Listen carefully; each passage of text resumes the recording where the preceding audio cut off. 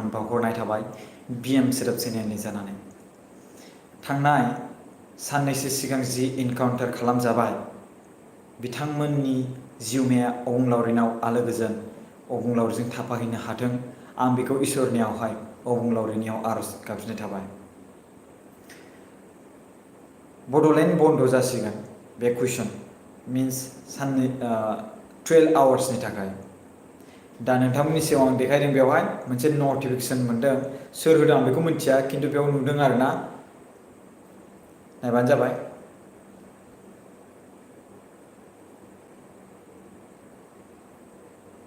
स' बेखौ नोंथांमोना नायबानो जाबाय आं नोंथांमोननि सिगाङावहाय बेखौ प्रुफखौ देखायनानै नोंथांमोना मोनगोन ना मोनाखै आं बेखौ मिथिया All Bodo people declare 12 hours BTR band means BTR bondo on 20 September 2021 means गाबोन दिनैथ' 19 जाहैबाय नालाय गाबोन 20 from 6 AM to 6 PM means फुंनि 6टानिफ्राय बेलासिनि 6टासिम बड'लेण्ड बन्द On behalf of Assam Police, fact encounter two Bodo youth, justice for Jangsar Masahari and Jonok Kumar Brahmo. Only school and college, university and pharmacy are allowed. बेखौ बुंदों बे question mark मोनसे आंनाव बैसां अफिसियेलि गैया नालाय बेवहाय एनाउन्समेन्ट होदों आंनाव फैदों बियो गाबोननो बड'लेण्ड बन्द जोंनि बर' हारिनि गासिबो रायजो राजाफोरखौ आं अननाय आरो सिबिनायजों मान बावनायजों लोगोसे आं नोंथांमोनखौ बे दिनैनि लाइभआव इभिनिंनि लाइभआव गासिबो बरायबाय दा दिनै 400 भिउ जाबाय दासिमहालागै 2 मिनिटआव अब्ला दिनै 1000निबो बारा जानो हागौदां बे दिनैनि बे टपिकआव आं गोबां मोजां नोंथांमोनजों लाइभ सावरायलायनो लुबैदों सिगांग्रो आं बड'लेण्ड आर्मिखौ बुंगोन सेल्युट खालामगोन खुलुमबाय जै बर' हारिनि जै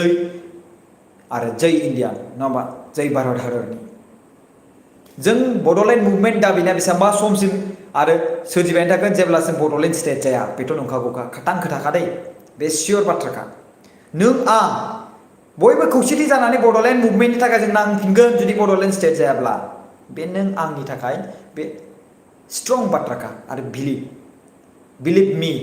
जेब्ला मुभमेन्ट जाफिनगोन अब्ला आं बे समावहाय जास्टिस जाफागोन सिटिजेनजों लोगोसे रायजो राजाफोर थांनाय सानसे साननैनि सिगां बेयाव मा बुंदों जोंसार मोसाहारि आरो जनक कुमार ब्रह्मखौ गावथारदों ULBनि मुङाव बाथ्राया मा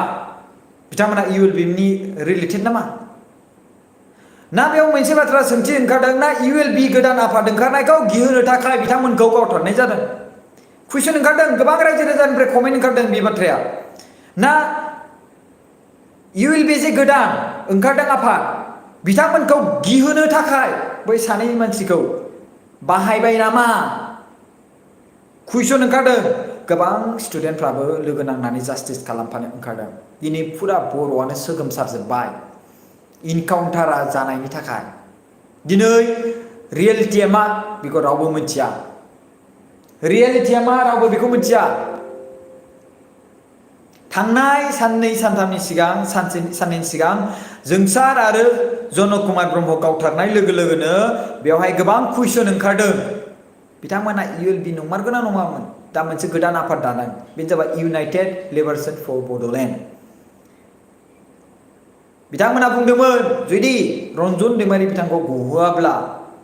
अब्ला मोनब्रै डिस्ट्रिक्टआव बम ब्लास्ट खालामनाय जागोन बै बाथ्राखौ रागा जोंनानै बिथांमोना सोरखौबा बाहायबाय नामा कुइसनसो दै बे मोनसे कुइसन पाब्लिकनि कुइसन नङा होमबा बे मोनसे पाब्लिकनि कुइसन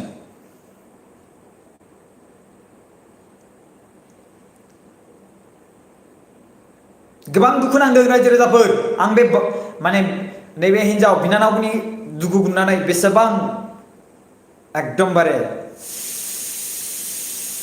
मिथिबायना बे बिनानावा जे बेसेबां गावनि गथ' गोरलैखौ बामनानै बेसेबां गाबदों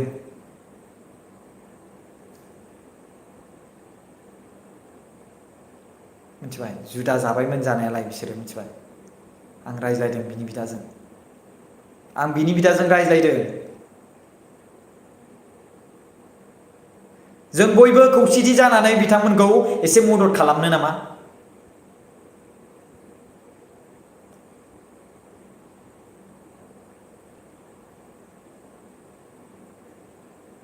आं होफागोन थांफागोन आङो दरनायाव थांफागोन खिन्थु आंखौ इनभाइट खालामाखै आं बहा जागोन प्लेसखौ आं एक्जेक्टलि मिथिया आं बिराद इन्टारेस्टेड का बिदियाव आं सापर्ट खालामगोन I want justice for जोंसार बसुमतारी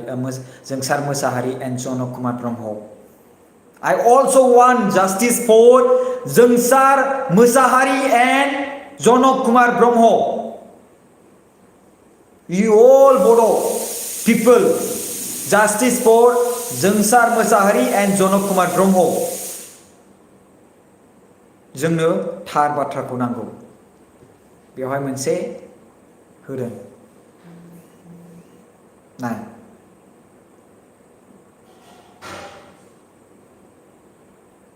गाबोननि दिनावहाय बडलेण्ड बन्द होननानै बेवहाय फैदों आंनाव मेसेज 12 आवार्सनि थाखाय सोरनि सायाव जोंसार मोसाहारी आरो जनक कुमार ब्रह्म जायखौ फेक इनकाउन्टार होननानै बुथारदों जाय मानसिया गावथारग्रा बेखौ सासपेन्ड खालामनांगौ जुदि बे मानसिया इउएलबि नङाब्ला जुदि बे मानसिया पाब्लिकब्ला बे मानसिया जाय मानसिया गावथारदों बिसोरनि टिमखौ सासपेन्ड खालामजोबनांगौ नङा होमबा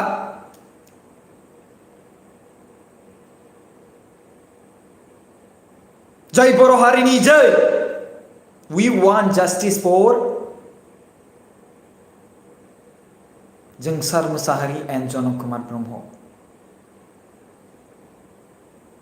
We need justice for our Bodo community. We lost 2 youth Bodo brother.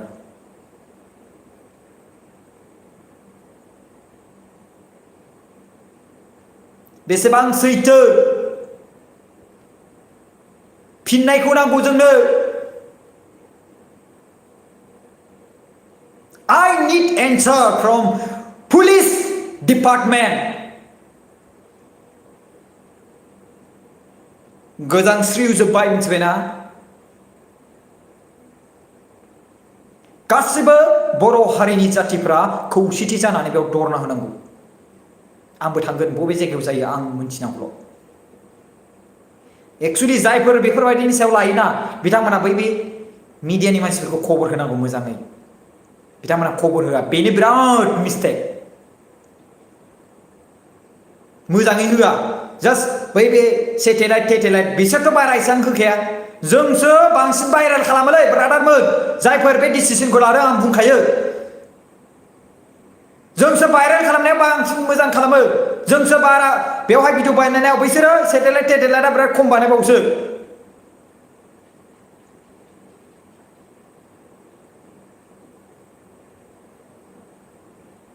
जोंखौबो खबर हरनांगौ मिथिबाय बिएम सोदोब चेनेलाव गासै 2,17,000 साबस्क्राइबार दङ बेयाव गासै पाब्लिकआ जोंनि खौसेथि खबर हरनांगौ मिथिबाय आरो बेफोरबायदि खामानियाव मिडियानि गोनांथि जायो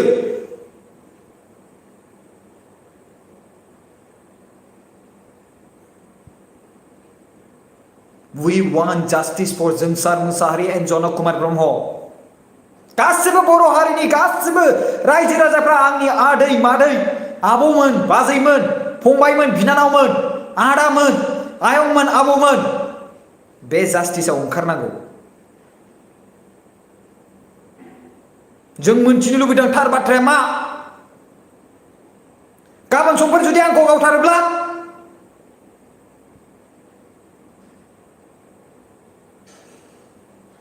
गाबोन समफोर जुदि आंखौ गावथारोब्ला आंबो जुदि आर्मी ड्रेस गाननानै बेरायोब्ला मा आंखौ सोरबा माबा मोनसे आफादनि मानसि सानसिगोन नामा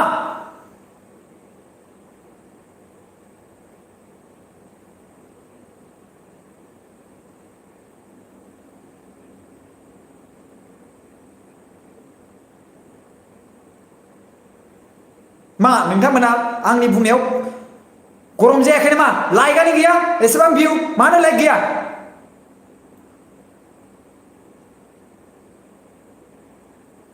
मा बे बाथ्रा बुंनायावबो पलिटिकेल्स गोलैगोन नामा मानो लाइक गैया आं एसेबां बाथ्रा बुंनायाव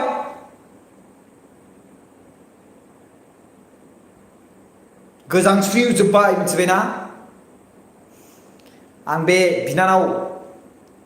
बिनानावनि आङो जे गाबनायखौ नुनाय लोगो लोगोनो आंनि बिखायाव थोर जाबाय मिथिबाय। गथ'आ बिराद गोरलैथारमोन। नोंथांमोना टाइम्स अफ बड'लेण्डआव थांनानै नागिरना नायाखै?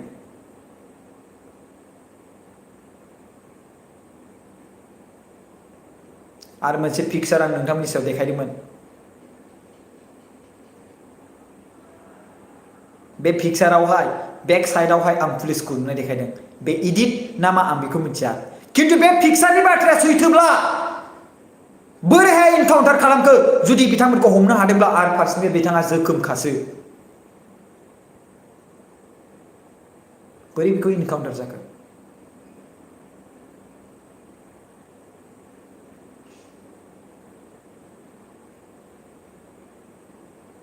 शेयर खालाम, जेसेबांखिनि हायो शेयर खालामनानै फैफिन। WhatsApp, Facebook गासिबावबो शेयर खालाम आरो शेयर खालामनानै फैफिन। We want justice for Jonsar Mosahary and Janak Kumar Brahma and जों गाबोन जुदि दरना जामारोब्ला बयबो खौसेथि ओंखार। गाबोन नोंनि न'खराव सोरबा गावथार जायोब्ला रावबो नोंनि थाखाय दरना ओंखारनाय नङा। डाइरेक्ट बुंखायो आं रायजो राजाफोर।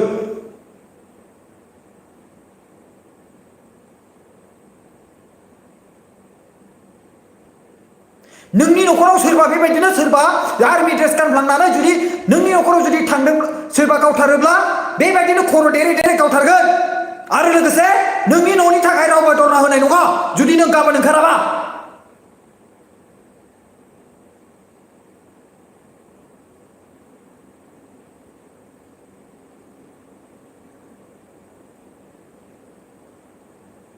रावबो लाइक होआ। बेबायदि बाथ्रा बुंनायाव रावबो लाइक होआ। माबायदियाव लाइक होगोन नोंसोरो?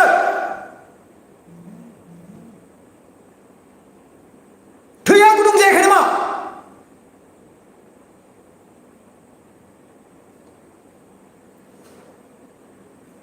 बयबो खौसेथि जानांगोन रायजो राजाफोर, मिथिबायना? गाबोन नोंनि न'नि सासे फिसाज्लाखौ गावथारबावोब्ला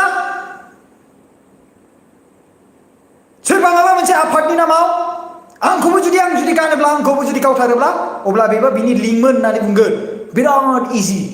बिराद इजि रायजो राजाफोर, बिराद इजि। सैथोखौसो जोंनो नांगौ।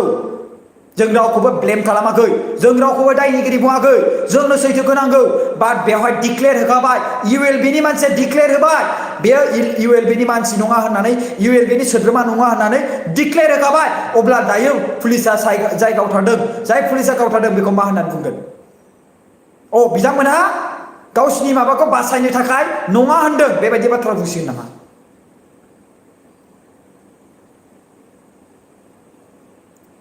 रोसो मोनथिबायना?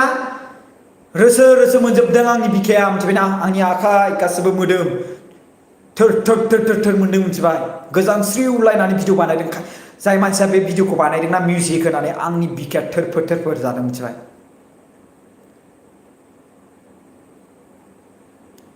जय बर' हारिनि कमेन्टआव मा नांगौ? जय बर' हारिनि कमेन्टआव मा नांगौ आंनो? जय बर' हारिनि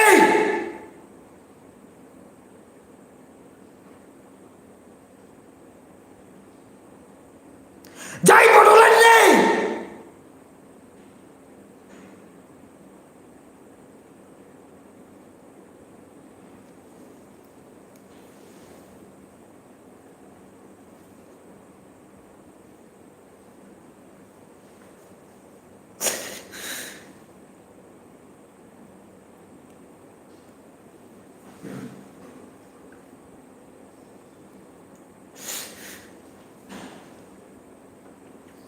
गावथार जानाया जोंनि बर'निल' दै, मिथिबाय? जोंनि बर'आल' गावथार जाखायो।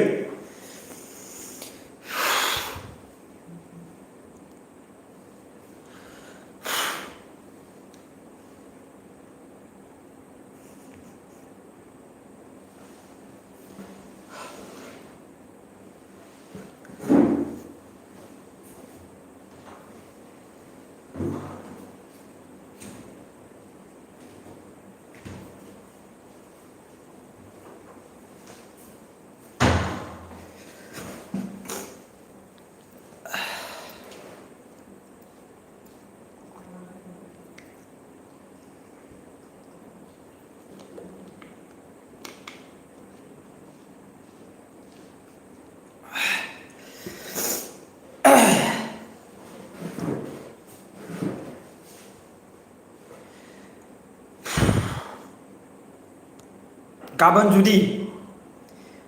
बे 12 आवार्सनि धरनाया जामारोब्ला बयबो ओंखारनांगौ मिथिबायना बयबो जमा जानांगौ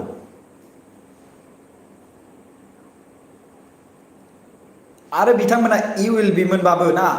बिथांमोना रावखौबो बुथारनो थाखाय बिथांमोना थांखि लायाखै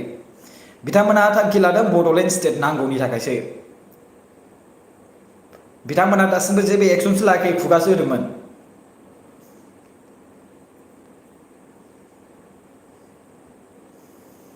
मिथिबाय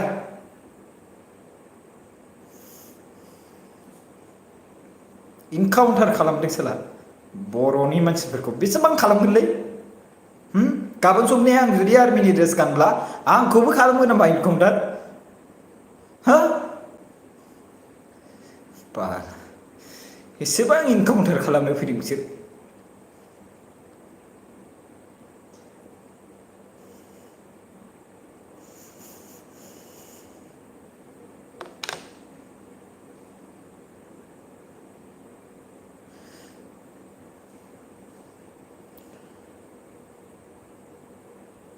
जिखौ मोनफिनालाय मिथिबाय दा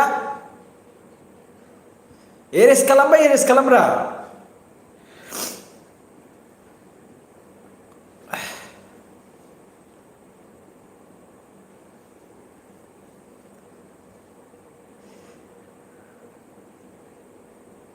गासिबो ओंखारजोबनांगौ मिथिबाय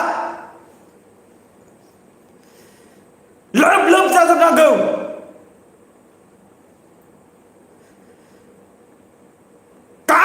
जोबनांगौ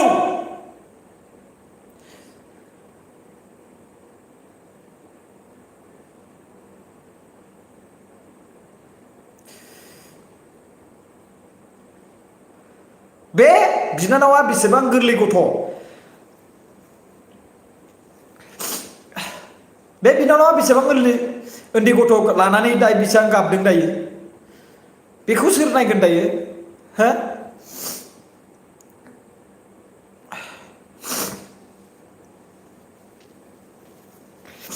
सरि दे आं आर'नाइजों बेखौ हुगारनो गोनां जाबाय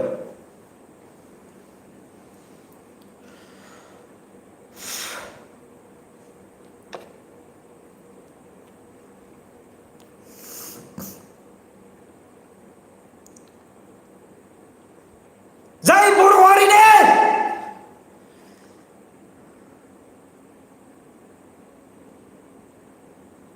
नोंथांमोना बेसेबां लाइक होयो शेयार खालामो बे नोंथांनि गोसोनि खोथासै बाट आंनि गोसोनि खोथाखौ आं बुंबाय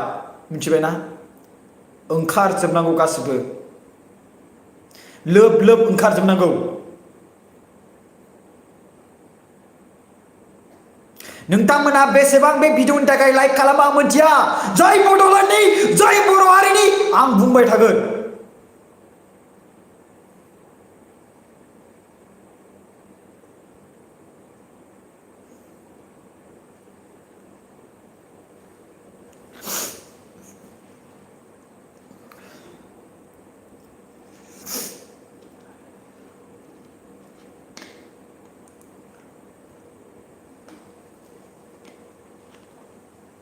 बोसोरफ्रोमबो इनकाउन्टार जायो मिथिबायना हाथियार मोनाखैब्लाबो हाथियार मोनदों होननानै बुङो न'खरनि मानसिफोरानो बुंखाथारबाय नङा फाननोबो होनाङा बे आर्मि ड्रेसखौ बेन खालाम बेन बाहेरायाव जुदि गाननो मोनाब्ला बे आर्मि ड्रेसखौ बेन खालामनांगौ जानला मानला मानसिखौ गाननो होनाङा फाननोनो मोना जाय फानग्रा बिसोरखौनो बु जुदि आर्मि ड्रेस गानोब्ला माबा मोनसे जायोब्ला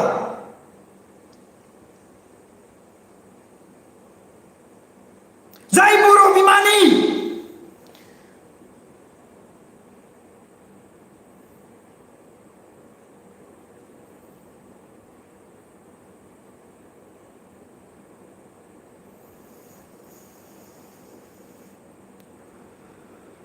जेसेबां शेयार खालाम गोसो शेयार खालाम खिन्थु आं दिनै आंनि गोसोनि बिखानि बाथ्राखौ आं बुंबाय दे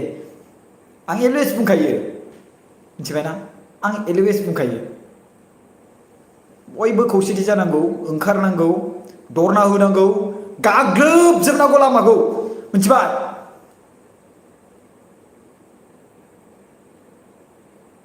जुदि बे बाथ्राया सैथोब्ला गाबोन 20 सेप्तेम्बरनि गेजेराव जुदि धरनाखौ जामारोब्ला बा बन्दब्ला धरनाया जायाब्लाबो जुदि बन्दब्ला आरो जुदि धरना खालामोब्ला गाग्लोबजोबनांगौ।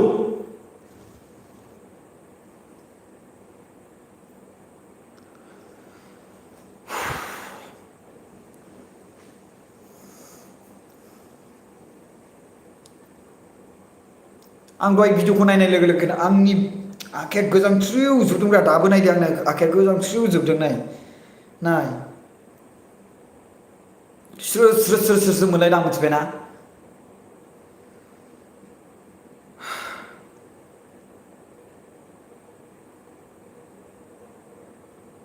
नोंनि न'खरावबो जागोन जुदि नोंथांमोना जुदि धरनायाव ओंखाराब्ला नोंनि न'खराव सोरबा बेबायदिनो जायोब्ला अब्ला बेबायदि फाव फान्दायनो मोनबाय थागोन मिथिबाय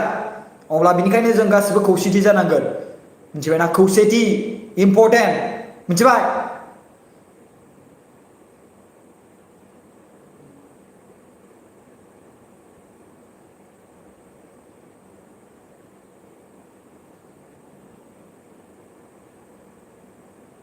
आं बै पिक्चारखौ नोंथांमोना नागिरना नायाखै टाइम्स अफ बड'लेण्डनिखौ बैयाव मोनसे भिडिअ होदोंमोन आं दहायो लेटेस्ट बे भिडिअआव नाय पिक्चाराव पुलिसखौ नुनाय बे इडिट खालामनाय ना मानाय मिथिया जुदि बे पिक्चारनि जुदि सावगारिया सैथोब्ला अब्ला बेयाव बोरै इनकाउन्टार जाखो मानसिनाव हाथियारानो गैया जेबोआनो गैया बोरै इनकाउन्टार जागोन हमना लांखाबायबा आरो सोरबा हमना लाङोब्ला सोरबा खारनो नागिरफिननाय जायो नामा सोर खोन्थानाय गोबां जाबाय गुबुनखौ बानायब्रा सोरबा रेप बानायदों मा बानायदों सोरखौबा बिसोरखौ बानायनायखौ जों जेबो साना जुदि मानसिया मोजांब्ला बेखौ खालामना मा मोनो स्ट्रं जाबाय मानसिया एसे गोसोम जाहांबाय आर्मि ड्रेस गानबाय गामियाव थानाय अब्ला बिदिबा मा जानला मानला सानथारसिगोन नामा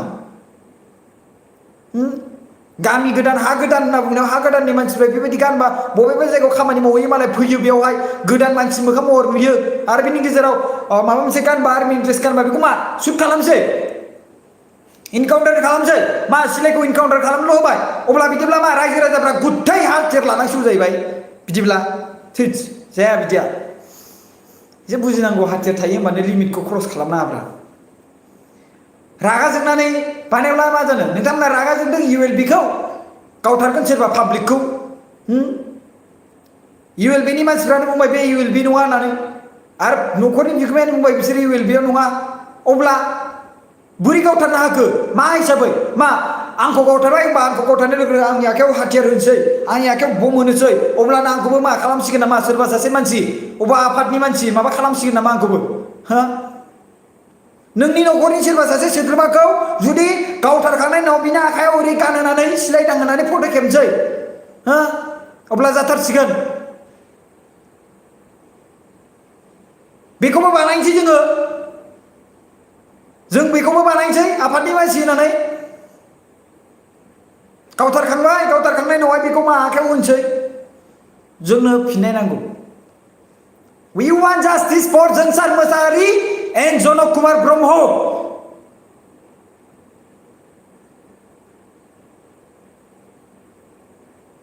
जोंनो नांगौ जास्टिस फुरा ब्लक खालामजोबनांगौ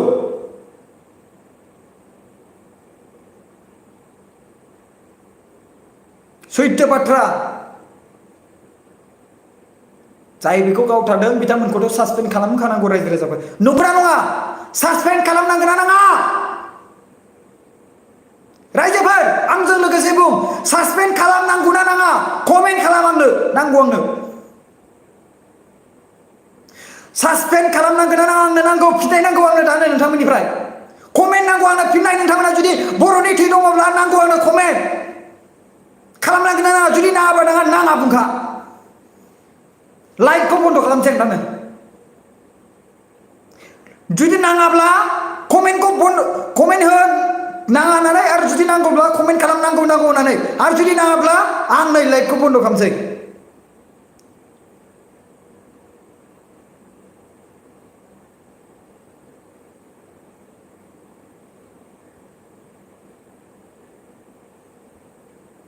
खालामनांगोन नाङा सासपेन्ड We demand नंखाय बांखाय गावथारफोरनायनि थाखाय ट्रेन्सफार खालामनाय नाङा ट्रेन्सफार नङा डाइरेक्ट सासपेन्ड जुदि बिथांमोना एविल बि नङा जुदि पाब्लिकब्ला नों आं पाब्लिक साधारन पाब्लिकब्ला बिथांमोना जुदि बेयावहाय जुदि फिननाया जुदि बेयावहाय पाब्लिक नंगौब्ला बे सैथोब्ला पाब्लिक होननानै अब्ला जाय गावथारग्रा बिसोरखौ सासपेन्ड नांगौ ट्रेन्सफार नङा सासपेन्ड जों मोनथिगौ खायसे मानसिफोरखौ सोरबा मानसिया रेप खालामनाय मानाय बेफोरबायदि केसाव ट्रेन्सफार खालामो सासपेन्ड खालामा बाट जोंनो नांगौ सासपेन्ड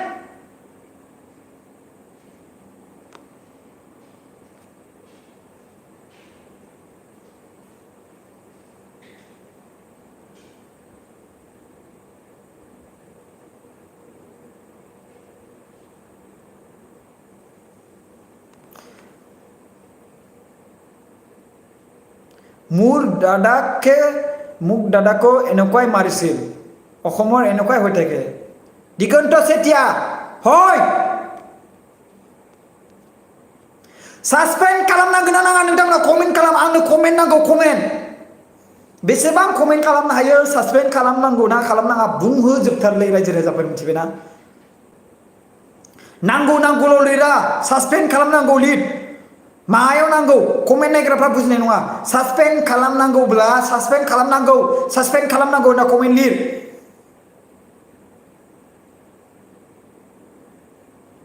मेहेर लाइफ 76 आ मा बुंदों सासपेन्डजों लोगोसे थैजासिम जेल नांगौ यस मेहेर यस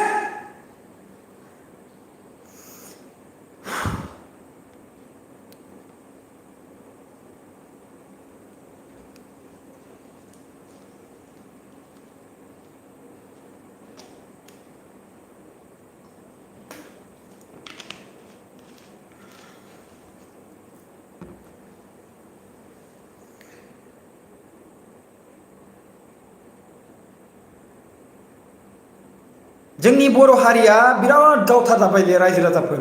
बेसेबां नायबावनो बेसेबां खोनासंबावनो बेसेबां खोनासंबावनो खालि गावथार जानायल' हादान जायगायाव बिथोरथिंजाय थानो गिबाय आङो हादान जायगायाव बिथोरथिंजाय थानो गिबाय आङो हादान जायगाथिंजाय जानला मोनला थायोब्लानो बेफोरबायदि जाथाय जानो नागिरो जोंनि बर' मानसिनियाव जोंनि बर' हारिनि गेजेराव एसेबां रां रुफा गैया जों टाउनाव हा बायनानै लानो हानाय अब्ला बिदिब्ला मा बे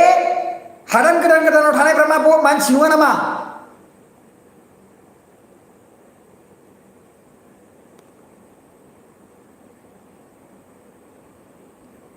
सासपेन्ड खालामनांगौ ना नाङा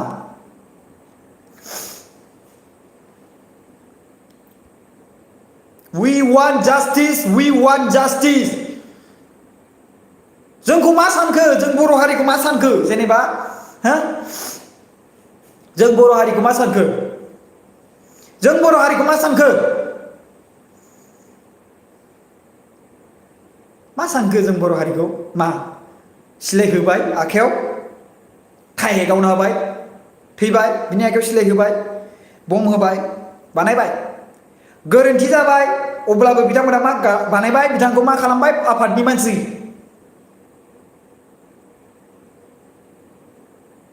सासपेन्ड खालामनांगौ इमिडियेटलि सासपेन्ड खालामनांगौ जुदि खोथाया जुदि पाब्लिकब्ला सासपेन्ड खालामनांगौ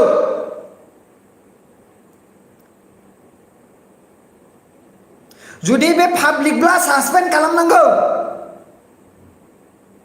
बे जुदि रावबो आफादजों लिंक गैयाब्ला सासपेन्ड खालामनांगौ सानै बर' हारिनि सेंग्रा रुंसारि जाबाय सानै अलंबार हाथरखि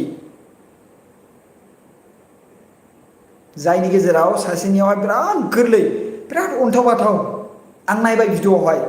गाबनो ओंखारलायबाय गाबबायबो आङो मिथिबायना गोसोखांबा गोजांस्रिउलायफिनलायो मिथिबाय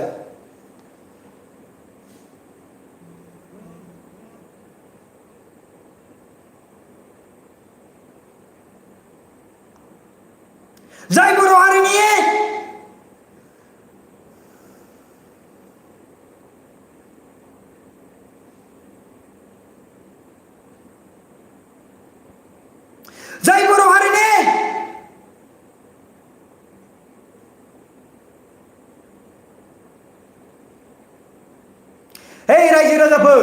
जों गोसो गुदुं जानानै जोङो दरन होबायनांगोन जों बेखौ बन्द खालामनांगोन बेफोरबायदि खालामनाया एसेबां जाबाय थाजाया मिथिबाय नोंनि नखराव गाबोन जानो हागौ सोरबा मानसिया जुदि आर्मिनि ड्रेस गाननानै सोरबा सासे मानसिखौ आर्मिनि ड्रेस गानहोनानै बेखौ गावथारनानै इनकाउन्टार खालामोब्ला अब्ला बेयाव नङा गारा नंगौ होननानै बुङोब्ला जों बेखौ सहायनो हानाय नङा एलवेज जों बेखौ सहायनो हाया रायजो राजाफोर नोंथांमोनहा सहायनो हागोन नामा नोंथांमोनहा सहायनो हागोन नामा सहायनो हागोन नामा नोंथांमोना सहायनो हागोन नामा नोंथांमोना सहायनो हागोन नामा नोंथांमोना नोंथांनि नखरनि सोरबा सासे सोद्रोमाखौ बे आखायाव स्लेगार होनानै नोंथांनि फिसाज्लाखौ नोंथांनि बिदाखौ नोंथांनि फंबायखौ सोरखौबा नोंथांनि बिनानावखौ सोरखौबा गावथारहोब्ला आरो बिनि गेजेराव पिस्तल लाहैयोब्ला नोंथाङा सहायनो हागोन नामा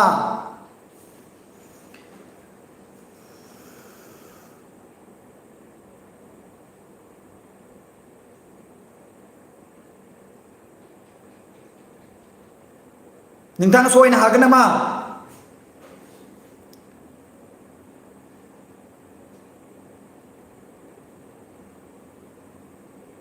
गुबुन आफादानो जा जियानो जा रावखौबोथ' बुथाराखै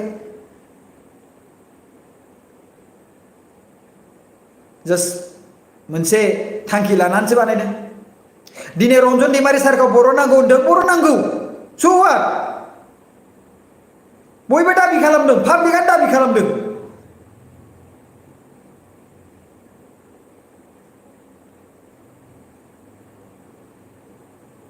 मार्डार केससो बुंजायोथ' आरो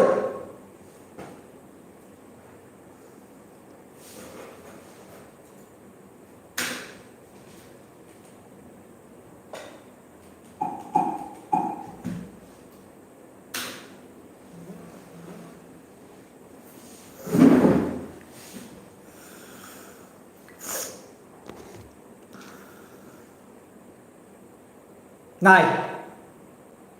बेयाव मा लिरदों नाय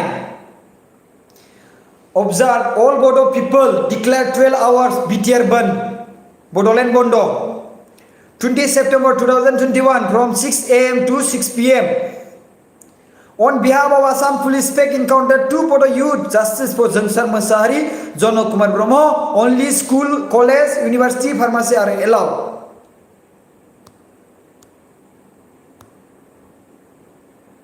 We want justice for Jangsar Masahari, Jono Kumar Brahmo. Suspend खालामनांगोन ना नाङा जायफोर इनकाउन्टार खालामदों जुदि खालामनांगौब्ला सासपेन्ड खालामनांगौ नों ओंखारगोना ओंखारा जुदि दरना होनो ओंखारगोनब्ला दरना होनो ओंखारनांगौ बा दरना होनो ओंखारगोन होनना बुं कमेन्ट खालाम सासपेन्ड खालामनांगौबा सासपेन्ड खालामनांगौ बुं आरो दरना होनो ओंखारगोनब्ला दरना होनो ओंखारनांगौ बुं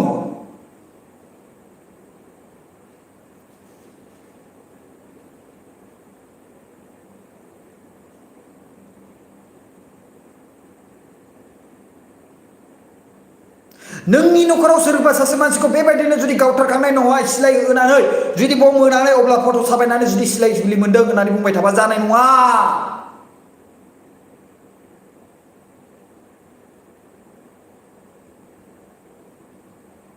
जानाय नङा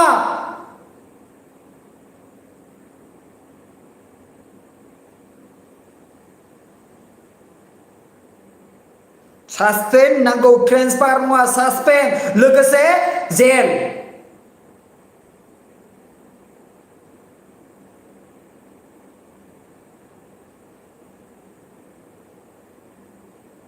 मा दा आंखौ भिडिअ बानायनो थाखाय बे भिडिअ खालामनो थाखाय आंखौ मा इनकुइरि खालामसैलाय आंनियावहाय आंखौ मा इनकुइरि खालामसैलाय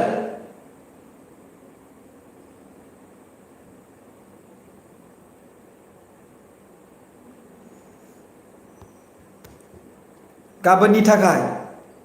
जुदि गाबोन बयबो खौसेथि जाना ओंखारोब्ला गाबोनथ' बन्द 20 सेप्तेम्बर बेयाव होदों लिरनाय मथे बन्द जामारोब्ला गाग्लोबजोबनांगौ लामाखौ उन्दै उनला लानानै ओंखारजोबनांगौ बेसेबां गावथारो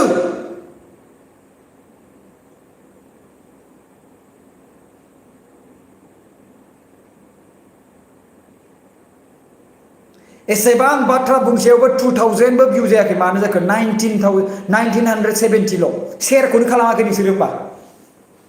मोनथिहोजोब बे बाथ्राखौ बयनोबो मोनथिहोजोब जाय बाथ्राखौ मोनथिनांगौ बै समाव मोनथिहोनांगौ बै समावसो शेयार खालामनांगौ जानला माला आबां जाबां एन्टारटेनमेन्ट जानायखौल' शेयार खालामना लाब गैया बेबायदि बाथ्राखौबो शेयार खालामनांगौ रायजो राजाफोर नंगौना नङा आंगोफोर सनाफोर नंगौना नङा बुंलाय बेबायदि बाथ्राखौबो शेयार खालामनांगौ जों बयबो खौसेथि जाना ओंखारनांगौ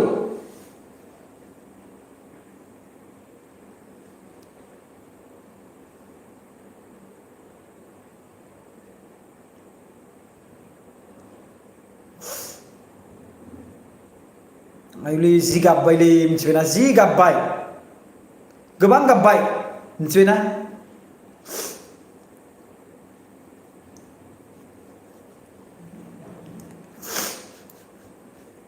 जय बर' हारिनि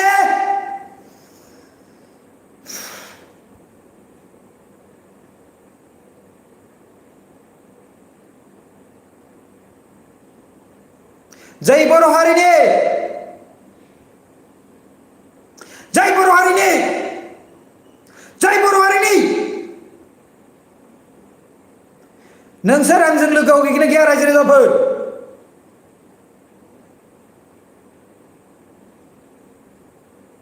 We want justice for Jonsar Mosahary and जनक कुमार ब्रह्म जय बर' हारिनि जय बड'लेण्डनि गासिबो बड'लेण्ड आर्मिनि जय बड'लेण्ड आर्मिनि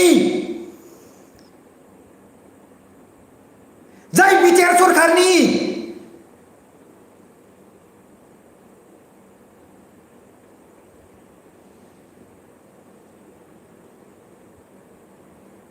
जय बड'लेण्ड आर्मिनि जय बर' हारिनि जय बड'लेण्डनि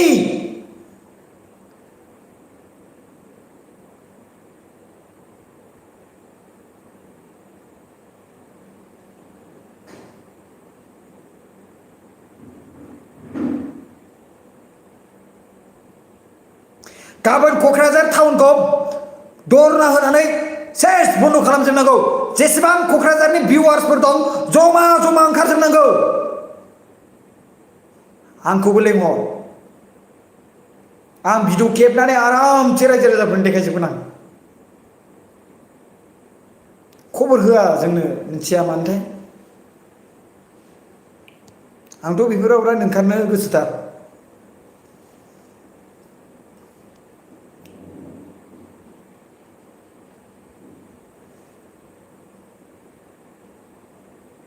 बे जिउआ थरथिंसे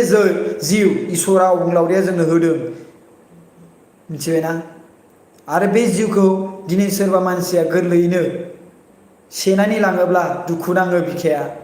आरो बेबो जाय मानसिया बिथांमोना सासपेक्ट होनदों सासपेक्टआव बिदि गावथारो मा सन्देह गावथारो सोरबा सोर खोन्थानाय सन्देहआ गावथारग्रा सोरबाखि सन्देह सासपेक्ट रिलेटेड टु ULB बेयाव गावथारो नामा सोरबा सोर खोन्थानाय सासपेक्टआव गावथारनाय कनफार्म खालामना कनफार्म सासपेक्टआव गावथारो सोरबा कनफार्म खालामना गावथार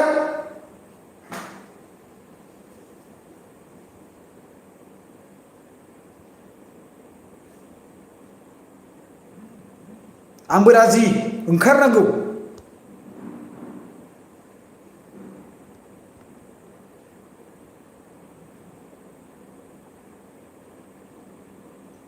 नोंथांमोना ओंखारगोना ओंखारा दरना होब्ला ओंखारगोना ओंखारा जुदि दरना होनायाव दरना जायोब्ला नोंथांमोना ओंखारगोना ओंखारा दरना होनायाव ओंखारोब्ला ओंखारो लिर रायजो राजाफोर आंनि फंबायमोन बिदामोन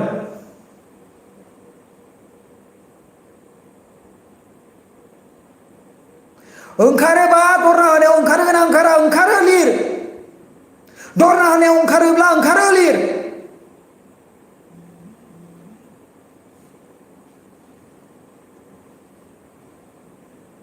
मा खमथार माथो कमेन्टआ ओंखारगोना ओंखारा 1988 सुबुं 2000 जासिगोनानो बाट कमेन्टआबो मा जाखो ओंखारगोन ना ओंखारा दरना होब्ला ओंखारगोन ना ओंखारा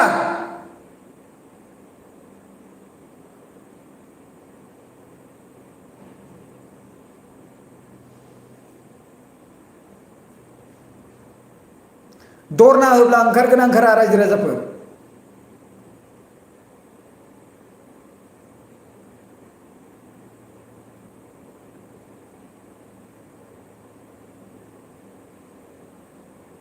दरना होब्ला ओंखारगोन ना ओंखारा रायजो राजाफोर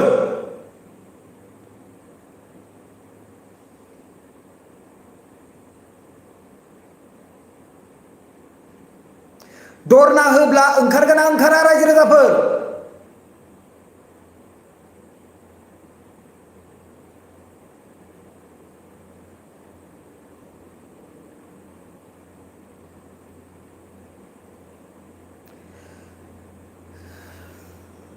बिराद दुखु नांदोंलै नैबे मोनसे भिडिअ दं आंनियावहाय मिथिबायना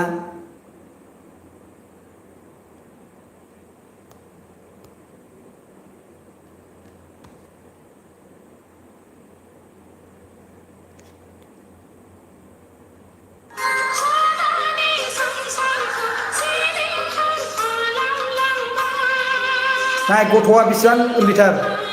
नाय फारसेनिफ्राय नायफिन गथ'खौ नाय दा गथ'आ बेसेबांबो गोरलैथार नाय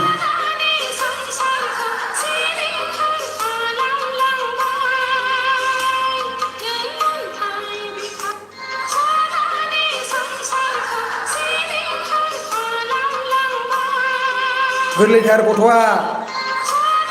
दरना होनो ओंखारगोन ना ओंखारा जुदि दरना होयोब्ला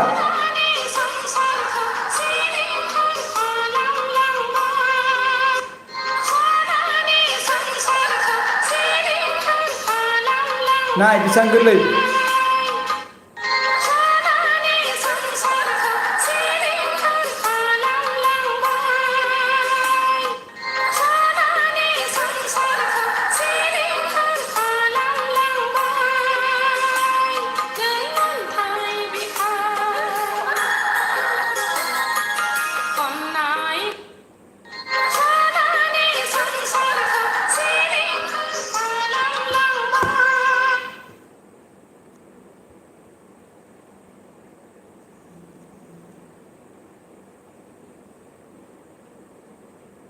गथ'खौ नाय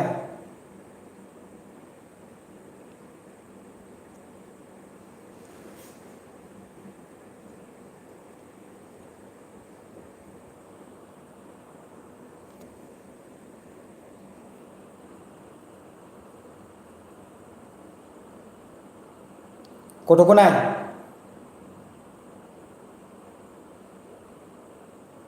बेनो गथ'आ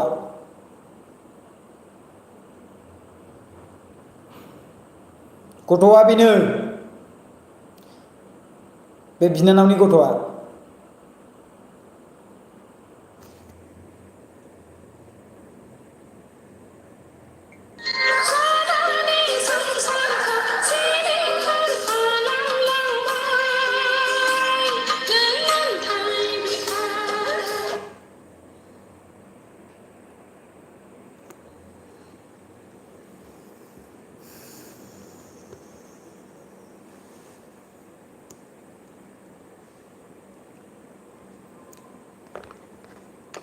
पलिटिक्स लाबोनाङालै बेफोराव मिथिबायना बे बाथ्रायाव पलिटिक्स लाबोनाङा गावबा गावनि खामानिखौ माव पलिटिक्स माब्लाबाबो लाबोनाङा मिथिबायना जेबो पलिटिक्स लाबोनाङा स' दसे सम आंजों थाफानायनि थाखाय थेंक इउ स' माच भिडिअखौ जेसेबां हायो शेयार खालाम आरो लोगोसे दरना होयोब्ला दरना बयबो खौसेथि जाना ओंखारनांगौ आंथ' थांखागोनखा जायगाखौ मिथिबानो आंथ' थांखागोनखा दरना लाग्राफोर गासिबो जयै मेनेज खालामनानै जों बयबो बिनि थाखाय गाबोनथ' बन्द' नालाय गाबोनथ' बेयाव होनाय मथेथ' बन्द' बाट बेखौ नुगोन आरोना स' थेंक इउ स' माच गाइस भिडिअखौ नायनायनि थाखाय खुलुमबाय जै बर' हारिनि जै बड'लेण्ड आर्मिनि जै बिटिआर सरकारनि जै थेंक इउ स' माच खुलुमबाय बयनिसिमबो जै बर' हारिनि जै बर' रायजोनि जै थेंक इउ स' माच खुलुमबाय बाय बाय हेभ ए नाइस डे मोजाङै सिमां नुथों आरो गाबोननि दिनाव मोजाङै दरना हैब्ला ओंखारनो हाथों थेंक इउ जय बर' हारिनि